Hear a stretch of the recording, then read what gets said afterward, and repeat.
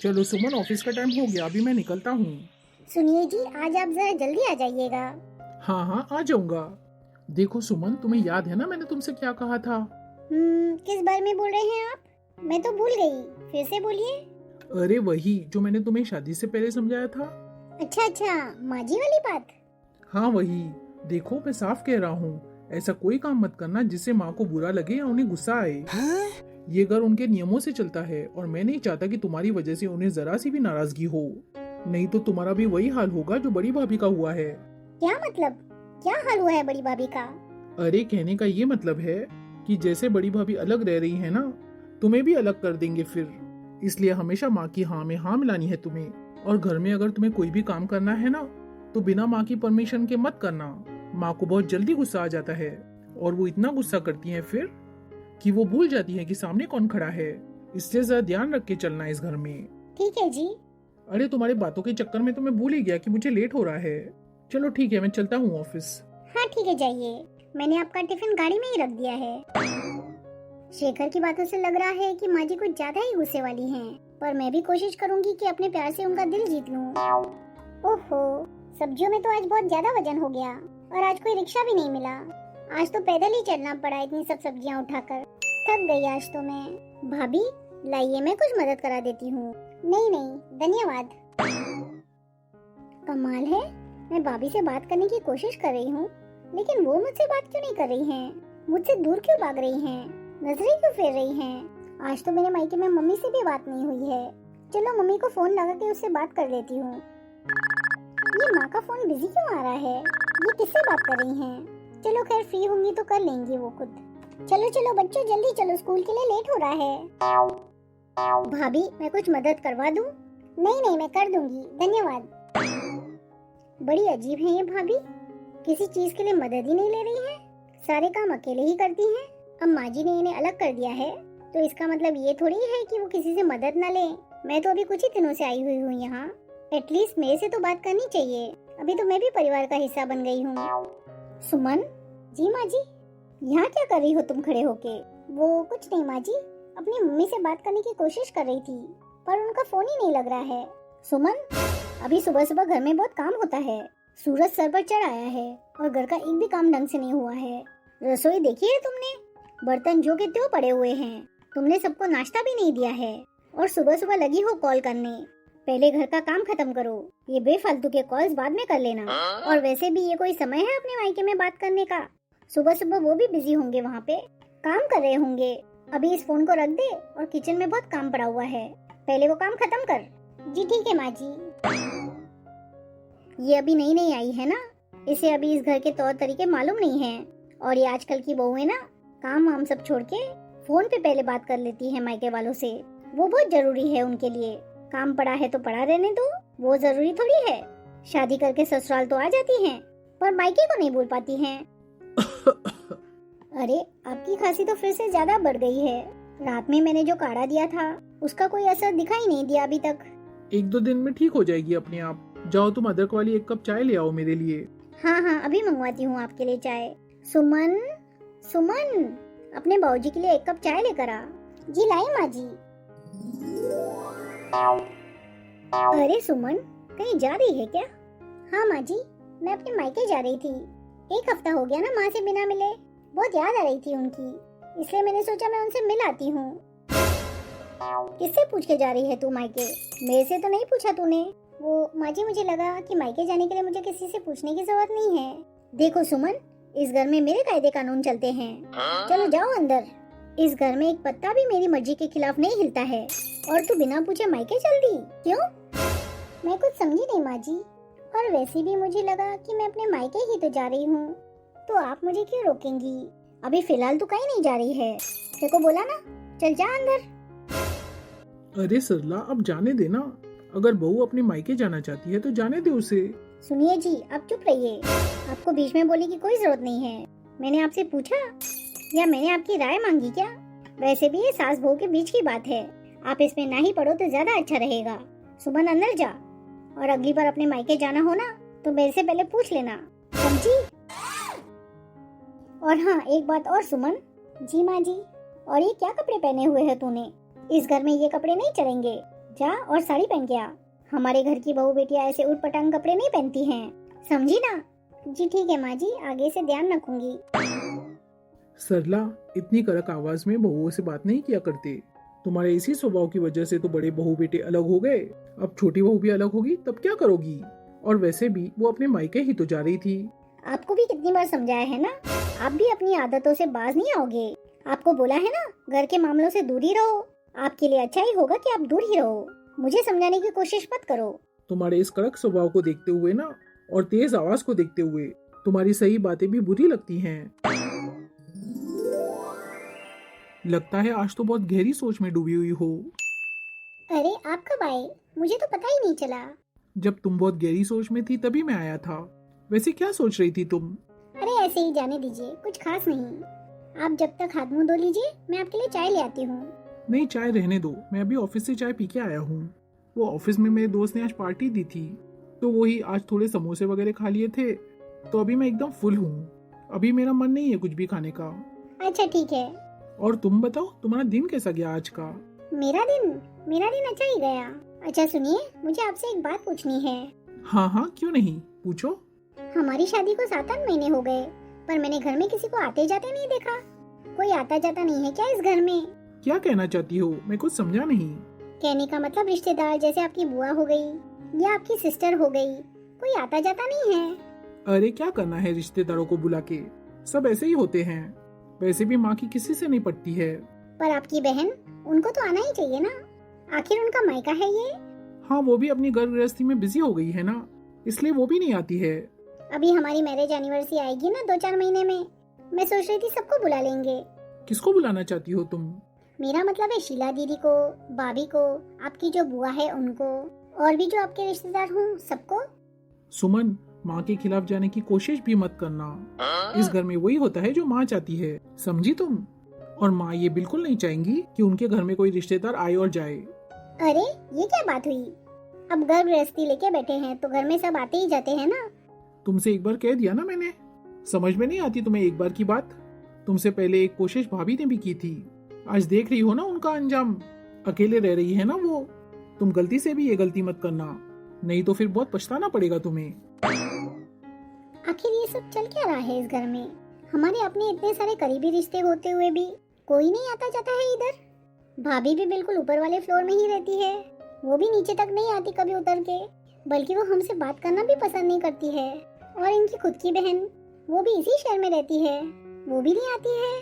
और बुआ जी तो एक गली छोड़ के ही उनका घर है, वो भी बिल्कुल नहीं आना चाहती हैं। ये इस घर में चल क्या रहा है, समझ नहीं आ रहा मुझे कुछ। और तो और माँ जी भी बिल्कुल भाभी से बात नहीं करती हैं, और ना ही मुझे करने देती हैं। और शीला दीदी तो इसी घर की बेटी हैं, उसके बाद भी बातचीत नहीं है उनसे। सबकी सोच एक साथ तो नहीं गलत हो सकती, या तो माँ जी के साथ ही कोई प्रॉब्लम है, या फिर बाकी सबकी सोच में कोई फर्क है। कुछ समझ नहीं आ रहा है, आखिर माजरा क्या है? मुझे लगता है माँ जी के गुस्से वाले स्वभाव के कारण कोई भी पसंद नहीं करता माँ जी से बात करना। हाँ यही कारण होगा, या हो सकता है सब बात करना भी चाहते हैं पर माँ जी बात नहीं करती है उनसे। आखिर क्या बात है, ये सब तो मुझे पता लगाना ही होगा। किससे पूछूं इस घर में क्या चल रहा है, कौन बताएगा मुझे? हाँ भाभी बता सकती हैं, वो तो मेरे से पहले आई है ना इस घर में, भाभी ही मदद कर सकती है मेरी इस मामले में। हाँ उन्हीं से पूछ लेती हूँ मैं। पर भाभी तो हम लोगों से बिल्कुल बात नहीं करती, क्या वो मुझसे बात करेंगी? और अगर माँ जी ने मुझे देख लिया भाभी के पास जाते हुए, तो माँ जी बेफालतू में भड़क जाएंगी इतना। एक काम करती हूँ, जब माँ जी सुबह सुबह मंदिर जाती है ना, मैं तभी चुपके से मिल आऊंगी भाभी से। आखिर मुझे पता तो चले कि कोई भी एक दूसरे से बात क्यों नहीं करता है इस घर में। भाभी कौन है इस समय? सुमन तुम इस समय यहाँ? भाभी क्या हुआ, आप मुझे देख के इतनी हैरान क्यों हो गई? सुमन तुम यहाँ क्यों आई हो? अगर किसी ने तुम्हें देख लिया मेरे पास, तो तुम्हारी जान के लिए बहुत बखेड़ा खड़ा हो जाएगा। तुम जल्दी से जाओ यहाँ से। आप चिंता मत करो भाभी, माँ जी अभी मंदिर गई हुई हैं, इसलिए मैं छुपते छुपाते आई हूँ। नहीं सुमन तुम अभी चली जाओ यहाँ से।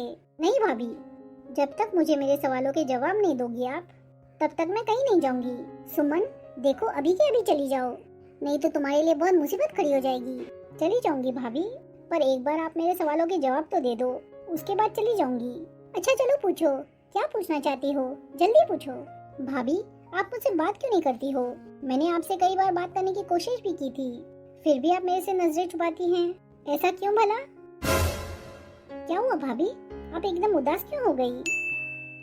बताइए ना भाभी, मैं आपके जवाब का इंतजार कर रही हूँ। अब तुम्हें क्या बताऊँ सुमन, मैं भी भरे पूरे परिवार से आई थी सुमन, और जब मैंने देखा कि मेरे ससुराल में कोई आता जाता ही नहीं है, कोई किसी से बात ही नहीं करता, तो मैंने कोशिश की थी कि सब मिलजुल के रहें, सब रिश्तेदार एक दूसरे के घर आएं, हम उनके घर जाएं, वो हमारे घर आएं। तुम्हें पता है, इसी बात पे माँ जी ने इतना बखेड़ा खड़ा किया कि हमें अलग ही कर दिया, क्योंकि माँ जी को लगता है सब रिश्तेदार ऐसे ही होते हैं, मतलबी। माँ जी के हिसाब से सारे रिश्तेदार घर तोड़ने वाले ही होते हैं, कोई काम का नहीं होता। बस यही समझो, माँ जी को लगा कि मैं उस चीज में इंटरफियर न करूँ, उनका परिवार है तो वही संभालेंगी उसको, और कहीं न कहीं उन्हें ये भी लगता है कि कोई बाहर से आएगा तो उनकी बहू को भड़का देगा। पर भाभी, ये कैसी सोच है? कोई रिश्तेदार एक आध दिन के लिए आ भी जाएगा तो वो हमें कैसे भड़का देगा भला? बस यही तो मैं कहती थी माँ जी से, पर माँ जी इस बात को समझने के लिए तैयार ही नहीं है। और दूसरा उनका गुस्सा है और अड़ियल स्वभाव। तुम तो जानती हो ना कितना गुस्सा करती है माँ जी। एक ये भी कारण है कि कोई उनसे बात करना पसंद नहीं करता, 1 मिनट में ही वे सबकी बेइज्जती कर देती हैं। पता है तुम्हें, जब उन्हें गुस्सा आता है ना, तब तो वे ये भी नहीं देखती हैं कि उनके सामने कौन खड़ा है। यही कारण है कि कोई उनसे बात करना पसंद नहीं करता। वैसे हर जगह माँ जी भी गलत नहीं होती हैं, कई बातें उनकी ठीक होती हैं, पर वो अपने गुस्से के चलते कोई उनकी बात ही नहीं मानता, सब गुस्सा हो जाते हैं उनसे। बस माँ जी की यही कमी है कि वो बहुत गुस्सा करती हैं और सामने वाली की बेइज्जती कर देती हैं। और तुम ही बताओ ना, जहाँ मान सम्मान होगा वहीं तो लोग आएंगे जाएंगे ना, अपनी बेइज्जती कराने वाला कौन आएगा? अच्छा, तो ये सारी बातें हैं। मुझे तो लग ही रहा था कि यही सारी बातें रहेंगी, पर मैंने सोचा आप अच्छे से बता पाएंगी मुझे। अच्छा भाभी, एक बात बताओ, क्या हम इन दूरियों को मिटा नहीं सकते? क्या हम कोई नई शुरुआत नहीं कर सकते? मेरा मतलब है किसी न किसी को तो नई शुरुआत करनी पड़ेगी ना। अब सब चीजें माँ जी के हिसाब से भी तो नहीं होंगी ना, क्योंकि अगर हम इस घर से जुड़ गए हैं तो ये सारे रिलेशन, सारे रिश्ते हमारे भी तो हुए ना। हाँ, सही कह रही हो तुम, पर माँ जी के होते हुए हम क्या कर सकते हैं? भाभी, मेरे पास है ना एक प्लान है, अगर आप मेरा साथ दे तो एक बार फिर ये घर घर की तरह लगेगा।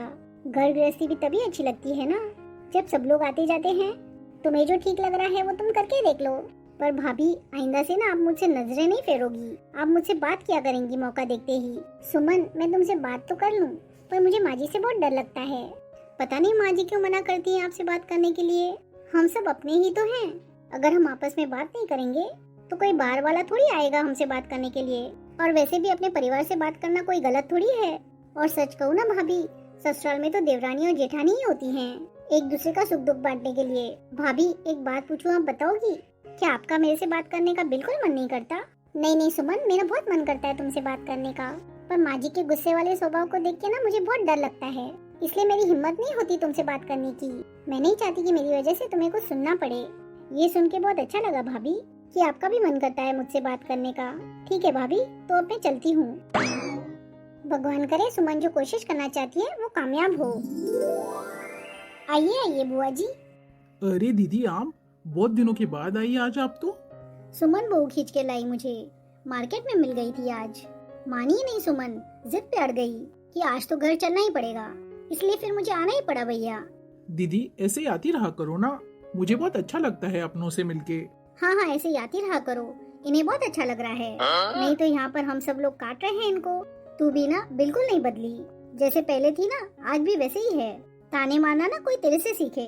जब आपको मेरे तानों से इतनी दिक्कत है तो आप आई क्यों हो यहाँ? तेरा मुँह देखते हुए तो मैं बिल्कुल नहीं आना चाह रही थी यहाँ, वो तो छोटी बहू इतना जिद करके ले आई है मुझे, तब मैं आ गई यहाँ। कल यदि मेरी छोटी बहू आपसे बोलेगी कि कुएं में कूद के मर जाओ, तो क्या आप मर जाओगी? माँ जी, ये क्या बोल रही हैं आप? और सुमन, तू किससे पूछ के यहाँ इन्हें लेकर आई है? तू इनको यहाँ लाने से पहले तूने मेरी परमिशन ली? माँ जी, वो तो बुआ जी मार्केट में मिल गई थी, इसलिए मैं उनको यहाँ ले आई। मुझसे कोई गलती हो गई क्या माँ जी? बहू, मुझे किसी रिश्तेदार की जरूरत नहीं है, मैं अकेले ही खुश हूँ। और तू क्या करने की कोशिश कर रही है मुझे सब समझ आ रहा है, पर माँ जी घर परिवार में तो सब आते जाते ही अच्छे लगते हैं, इसलिए मैं बुआ जी को यहाँ ले आई। आज बुआ जी आई हैं, कल हम बुआ जी के यहाँ जाएंगे। ये सब तेरे घर परिवार की बात होगी बहू, हमारे घर परिवार में ऐसा नहीं होता है। वैसे भी हमारे घर के रिश्तेदार किसी काम के नहीं हैं। हाँ, तू तो बहुत काम आती फिर रही है सबके। अगर मैं किसी के काम नहीं आई तो आप भी कब किसी के काम आई हैं? भूल गई क्या वो दिन जब मुझे पैसों की तंगी थी और मैंने आपसे 10,000 रुपए मांगे थे? तब आपसे 10,000 नहीं निकले थे मेरे लिए। हाँ, तूने तो ये देख लिया कि मैंने 10,000 रुपए नहीं दिए, पर तूने ये सोचा कभी कि मैंने क्यों नहीं दिए?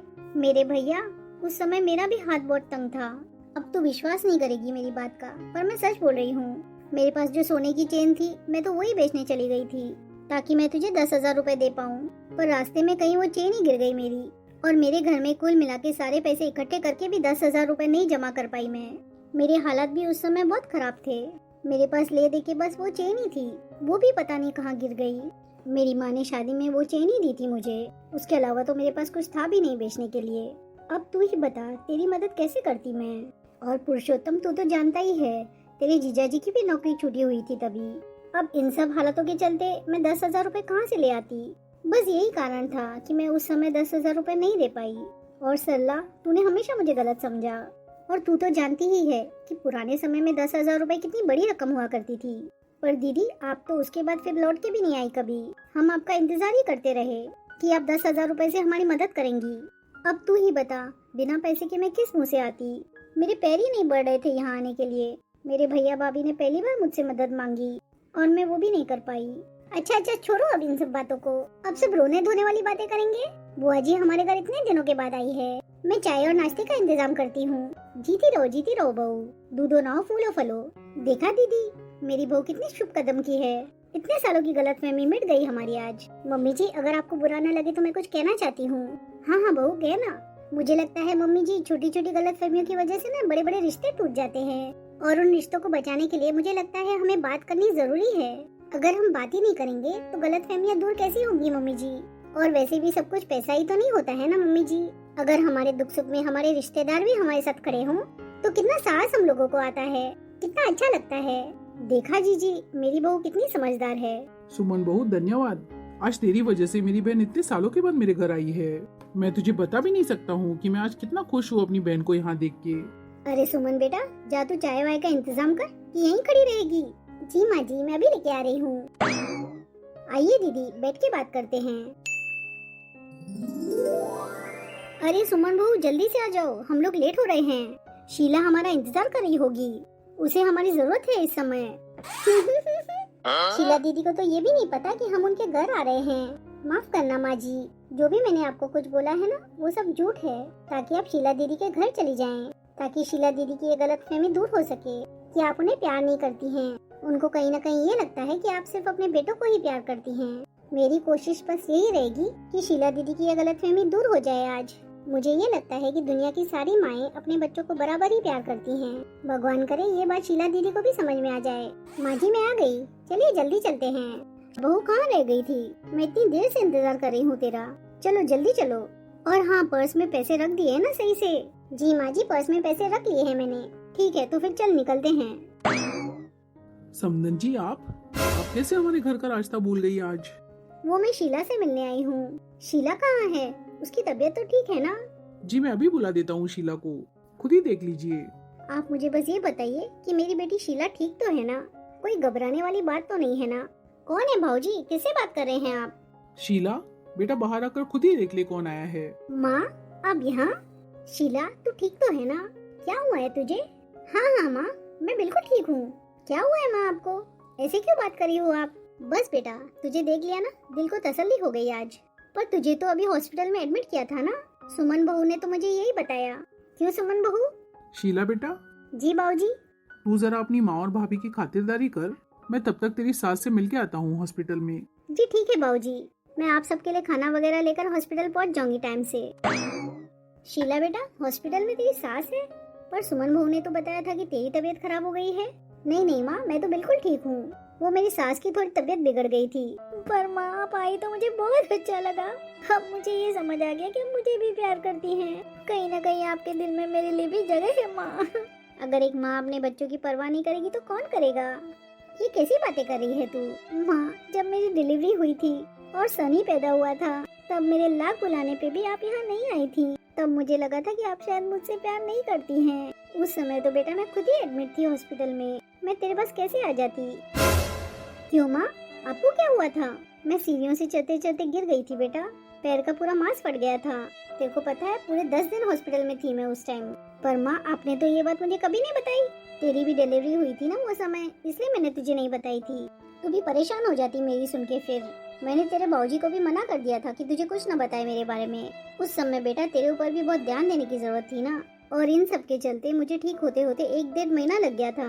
और माँ, मैं कितना गलत समझ रही थी आपके लिए कि आप शायद जानबूझ के नहीं आई हैं। पर शीला बेटा, तुझे ऐसा क्यों लगा कि मैं जानबूझ के नहीं आऊंगी तेरे पास? वो माँ, आपके गुस्से के स्वभाव के चलते ना आपकी इमेज थोड़ी ऐसी बनी हुई है हम सबके दिमाग में। आपकी सही बात भी हमें गलत लगती है। वो तो अच्छा हुआ कि सुमन भाभी ने आज मुझे घर बुलाने के लिए फोन किया था, और मैंने उन्हें मना कर दिया था कि मेरी सास की तबीयत ठीक नहीं है तो मैं नहीं आ पाऊंगी। क्या सुमन को तूने बता दिया था कि तेरी सास की तबीयत ठीक नहीं है? पर सुमन ने तो बताया मुझे कि तेरी तबीयत ठीक नहीं है, और वो ये भी कह रही थी कि तुझे शायद हॉस्पिटल एडमिट करने के लिए लेके जाएंगे अभी, इसलिए मैं अपने पर्स में पैसे भी रख के लेके आई हूँ। सुमन, ये सब क्या हो रहा है? नहीं नहीं माँ जी, ऐसा कुछ नहीं है। अच्छा, अब मैं समझी।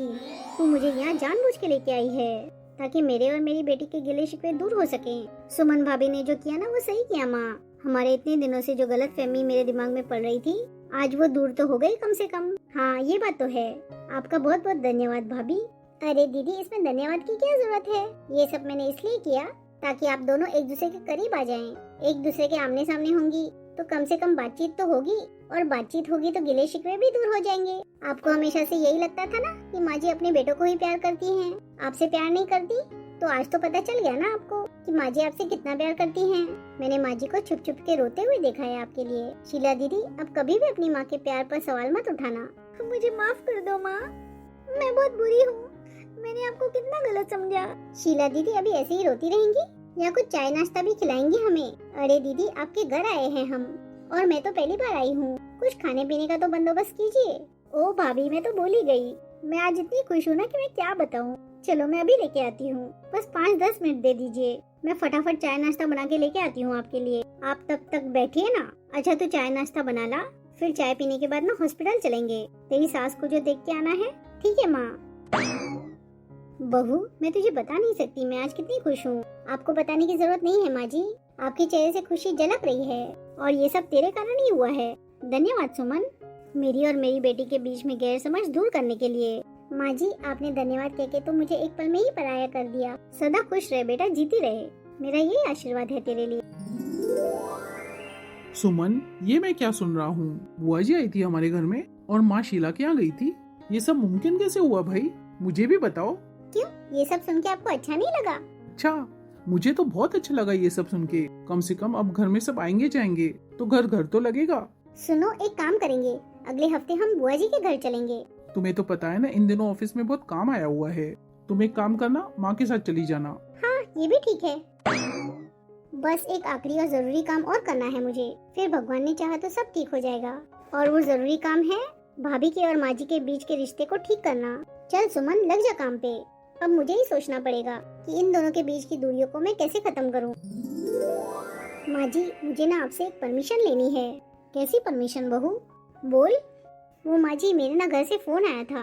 वो ना मेरी मम्मी की तबीयत ठीक नहीं है, और मेरे घर पे भाभी भी नहीं है। अगर आपकी परमिशन हो तो मैं अपने मायके हो आऊं? हाँ ठीक है, तू हो अपने मायके, पर जल्दी आ जाना। तुझे तो पता है ना कि घर पर भी बहुत काम होता है, और मुझे ये सब काम वाम करने की अभी आदत नहीं रही। जी ठीक है माँ जी, मैं जल्दी आने की कोशिश करूंगी। सुमन के बिना तो मेरा मन नहीं लगेगा घर में, अकेले कैसे रहूंगी मैं। खैर, अभी उसकी माँ की तबीयत ठीक नहीं है तो उसका मायका जाना भी तो जरूरी है। अरे सरला, अकेले बैठ के क्या सोच रही हो? आइए ना दीदी, बैठिए। अरे दीदी, अकेले ना बैठूं तो क्या करूं? सुमन तो है नहीं अब घर पे, वो अपने मायके गई हुई है। अच्छा, सुमन मायके गई हुई है। चल कोई नहीं, अब तो मैं आ गई हूँ ना, दोनों भाभी और ननद बात करेंगे आराम से। अब तू एक काम तो कर, मेरे लिए चाय तो बना ला। हाँ दीदी, अभी बना के लाती हूँ। और वो सीढ़ियों पर ना मेरा बैग भी रखा हुआ है, अब मुझसे तो उठाया नहीं गया, तो तू ही उठा लाना। जी ठीक है दीदी। ये सरला जब तक चाय बनाने गई हुई है ना, तब तक मैं अपना काम कर लेती हूँ जो सुमन बहू ने मुझे समझाया था। चलो, मेरा काम तो हो गया। लीजिए दीदी, मैं आपके लिए चाय लेके आई हूँ। हाँ, मुझे चाय देके ना बस मेरा बैग उठा लाना जो सीढ़ियों पे पड़ा हुआ है। अरे क्या हुआ? दीदी मुझसे तो उठा नहीं जा रहा है। अरे हाँ हाँ सरला, तो तुझे उठने के लिए बोल कौन रहा है? तू आराम से लेटी रहे। और वैसे भी डॉक्टर ने जो दवाई लिख के दी है उसे तो तुझे दर्द नहीं होगा, और अभी 10-15 दिन तुझे लग जाएंगे ठीक होते होते। बड़ी बहू, अब तुझे मेरी मदद करानी होगी भाभी का ध्यान रखने में। तुझे तो पता है ना, वो पैरों से चल फिर नहीं सकती। जो पैरों में इतनी तेज मोच चाहिए उसे, तो उसे बाथरूम वगैरह जाने के लिए किसी न किसी सहारे की तो जरूरत पड़ेगी। अकेले तो मैं सरला को नहीं ले जा पाऊंगी बाथरूम तक। हो सकता है वो गिरी जाए मुझसे और फिर से चोट लग जाएगी उसे। इसलिए ना बहू, हम दोनों को मिलकर ही तुम्हारी सास की देखभाल करनी पड़ेगी। जी बुआ जी, मैं बिल्कुल समझ गई। आप बिल्कुल परेशान मत हो, मैं हर वक्त माँ जी के और आपके साथ ही रहूंगी। और बहू, तू दो जगह खाना क्या बनाएगी अब? तू एक काम करना, यहीं आके खाना बना लेना। जी ठीक है बुआ जी। ठीक है, तो मैं भी थोड़ा आराम कर लेती हूँ। माँ जी, आपको किसी भी चीज की जरूरत हो ना तो मुझे बता दीजिएगा, मैं यही हूँ आपके पास। माँ जी उठ जाइए, थोड़ा सा सूप पी लीजिए। बस बड़ी बहू, इससे ज्यादा नहीं खा पाऊंगी। कोई बात नहीं माँ जी। लीजिए माँ जी, आपके लिए चाय ले आई हूँ। आपको और भी किसी चीज की जरूरत हो ना माँ जी तो बता दीजिए। हाँ बहू, मुझे वॉशरूम तक जाना है। ठीक है माँ जी, चलिए। ध्यान से माँ जी, ध्यान से माँ जी। माँ जी, मैं भी 5 मिनट में आ रही हूँ। मैं जरा ऊपर बच्चों को देख आती हूँ, और जब तक मैं ना आऊँ ना तब तक आप यहाँ से उठना मत। बहू, आज खाने में क्या बनाया है? बुआ जी, मैंने दाल बनाई है, सब्जी बनाई है, चावल बनाया है, रोटी बनाई है। तो ठीक है, मुझे दे दे, मुझे बहुत तेज भूख लग रही है। ठीक है बुआ जी, मैं अभी ले आती हूँ, आप अपने रूम में चलिए। और सरला, तुम्हें किसी चीज की जरूरत हो तो मुझे बता देना। वैसे पैरों में आराम है या नहीं? अब तो काफी हद तक आराम है दीदी। चलिए, तो बहुत अच्छी बात है। और भी किसी चीज की जरूरत हो तो बता देना, मैं यहीं बैठी हूँ तेरे पास। दीदी, मुझे आपसे एक बात कहनी है। हाँ बोलना, क्या बात करनी है? इन कुछ दिनों में मेरी बड़ी बहू ने बहुत सेवा की है मेरी। एक छोटे बच्चे की तरह देखभाल की है उसने मेरी। बुरे वक्त में ही तो अपनों का पता चलता है सरला। तेरी तो दोनों बहुएं बहुत अच्छी हैं। बस मैं ठीक हो जाऊँ तो मुझे एक जरूरी काम और करना है दीदी। कैसा जरूरी काम? वो तो मैं ठीक होने के बाद ही बताऊंगी आपको। अच्छा सरला, अभी मुझे 2 हफ्ते हो गए हैं यहाँ रहते हुए। अब मुझे भी घर जाना होगा। 1-2 दिन और रुक जाओ दीदी। चल ठीक है, तू कहती है तो रुक जाती हूँ। अब आपकी पैर की मोच कैसी है माँ? अरे शीला बेटा, तू? अरे बेटा, मैं बिल्कुल ठीक हूँ। अब तुम लोगों को बिल्कुल परेशान होने की जरूरत नहीं है। माँ, मुझे तो अभी पता चला कि आपके पैर में मोच आ गई है। आप सीढ़ियों से गिर गई। जैसे मुझे पता चला मैं तुरंत भागी चली आई। बुआ जी, आप मुझे एक बार फोन तो कर देती, तो मैं पहले ही आ जाती माँ की देखभाल करने। शीला बेटा, तू तो शहर से बाहर गई हुई थी ना, तो मैंने सोचा तुझे क्यों परेशान किया जाए, तो मैं वापस लौट के आ जाती ना बुआ जी। बताती तो सही एक बार। अरे बेटा, उसकी जरूरत नहीं पड़ी ना, बड़ी बहू ने सब संभाल लिया था। शीला दीदी, आप कब आई? भाभी, आप यहाँ? आपको यहाँ देख के बहुत अच्छा लग रहा है मुझे। माँ को क्या हुआ? मुझे किसी ने कुछ बताया क्यों नहीं? अरे अरे सुमन बहू, शांति, इतना घबराने की जरूरत नहीं है। हाँ भाभी, आप मायके गई हुई थी, इसलिए हमने आपको परेशान करना उचित नहीं समझा। पर दीदी, एक बार तो बता देते ना मुझे कितना बुरा लग रहा है अब। पहले तुम शांत हो जाओ छोटी बहू। माँ जी, अभी आप कैसी हैं? सुमन बहू, मैं बिल्कुल ठीक हूँ। कितना अच्छा लग रहा है, मेरा सारा परिवार एक ही छत के नीचे है।